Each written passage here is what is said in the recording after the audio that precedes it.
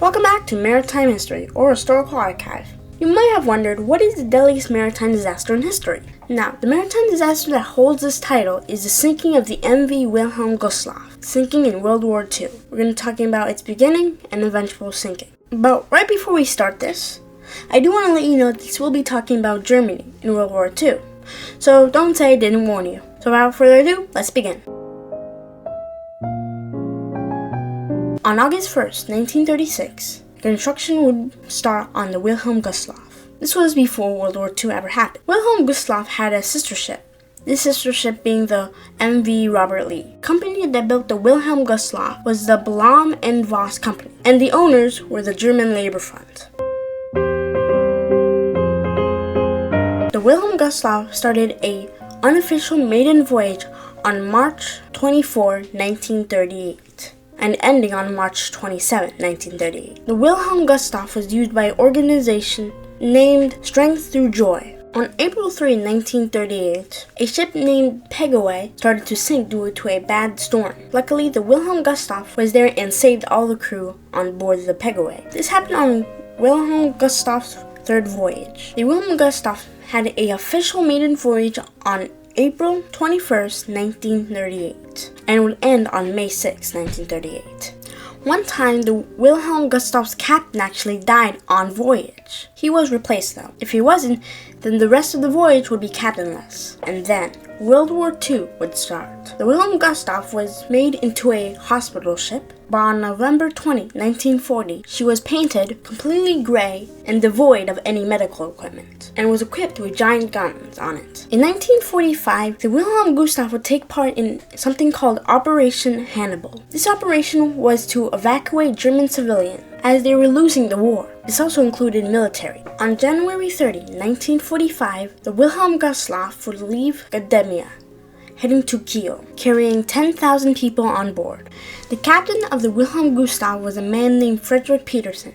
He was the person who replaced the old captain when he died on voyage. He was now the captain of Wilhelm Gustloff's final voyage. There were actually 3 other captains. They weren't the official captain though, but they were captains of other ships. It's January 30, 1945. A deep fog rolls in. Captain Peterson decides to turn on the lights of the Wilhelm Gustloff. He does this because there are 2 other German ships in the area, and he does not want to collide with those. Now, even with this fog, the Wilhelm Gustloff is still really noticeable for some reasons, but the other 3 captains would disagree about this. Just then, a Soviet submarine named S-13 would see the Wilhelm Gustloff. The Wilhelm Gustloff would turn off its lights, and just then, the Soviet submarine fired 3 torpedoes at the Wilhelm Gustloff. These 3 torpedoes would hit on the port side of the Wilhelm Gustloff, immediately causing a port tilt. When I said the captain turning off and on the lights, I meant the navigation lights. But when one of the torpedoes hit the engine room of the Wilhelm Gustloff, this would call all the lights. This would cause all the lights of the Wilhelm Gustloff to go out.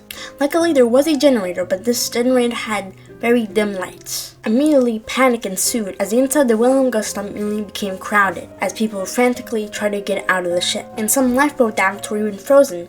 It was mainly because it was snowing. The Wilhelm Gustloff leaned more to port as people scrambled to get out of the ship, leaving crowds of people still in the ship. Many lifeboats, when trying to be launched, fall into the water, spilling its passengers into the cold water. And finally, the Wilhelm Gustloff rolled onto the port side. And finally, the Wilhelm Gustloff would officially slip beneath the waves, taking many lives with her.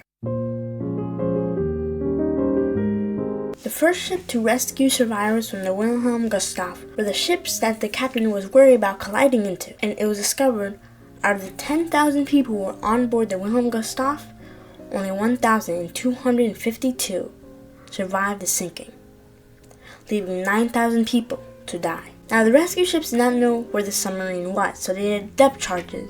These depth charges actually killed some of the survivors of the Wilhelm Gustloff. If you know anything about World War II, Germany would lose the war. Only 9 lifeboats were successfully launched off the Wilhelm Gustloff. The wreck lies 50 meters under the Baltic Sea.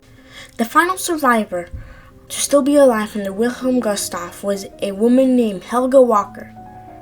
She died on March 10, 2023, at the age of 89. She was the final survivor from the Wilhelm Gustloff to still be alive.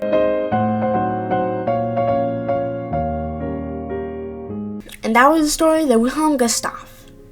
Now, credits to Blue Starline for the photos of the animation that you saw.